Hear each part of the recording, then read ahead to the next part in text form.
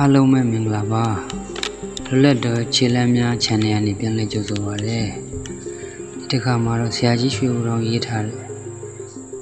ဆိုတော့မောင်ဆန်ရှားနဲ့လေးချွန်တန်းဆိုတဲ့အပိုင်းတဲ့ဇလန်းလေးကိုနားဆင်ရမှာဖြစ်ပါတယ်ကျွန်တော်ဒီမိတ်ဆွေမောင်ဆန်ရှားဒီရန်ကုန်မြို့ပန်းဆိုးရန်လမ်းရှိတိုက်ခန်းတစ်ခုတွင်နေထိုင်ကလူပေါင်းစုံတွေထူးဆန်းသောအမှုခင်းများကိုလိုက်လံစုံထောက်ဖြည့်ရှင်းပေးနေသူဖြစ်ပေတယ်။တနေ့သောနနက်ခင်းတွင်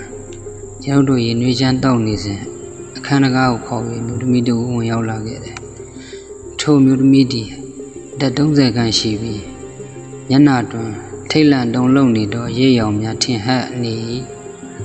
မောင်ဆန်ရှားရဲ့အဝတ်ပြုကထိုင်စီပြီးနောက်နှမလေးဘာကိစ္စများရှိလို့လဲစေးထားပြီးအကြောင်းစုံကိုပြောပြပါဟုညင်သားစွာ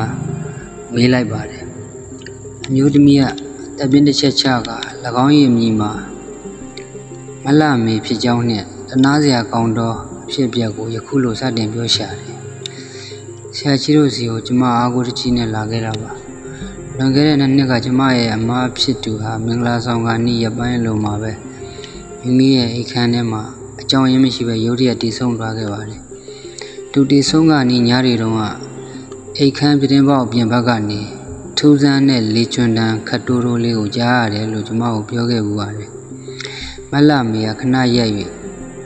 မျက်ရည်စာများကိုတုပ်လိုက်ပြီးတုံရင်သောအတန်ဖြင့်ဆက်ပြောတယ်အခုအလှည့်ကကျမစီရောက်လာပြီထင်ပါတယ်ဆရာကြီးဘာလို့လဲဆိုတော့လွန်ခဲ့တဲ့3ရက်ကစပြီးကျမရဲ့အိတ်ခမ်းပြတင်းပေါက်ပြင်ဘက်ကနေအဲ့ဒီထူးဆန်းတဲ့လေချွန်တန်းကိုပဲညနေတကောင်မှာထပ်ပြီးကြားနေရလို့ပါပဲရှင်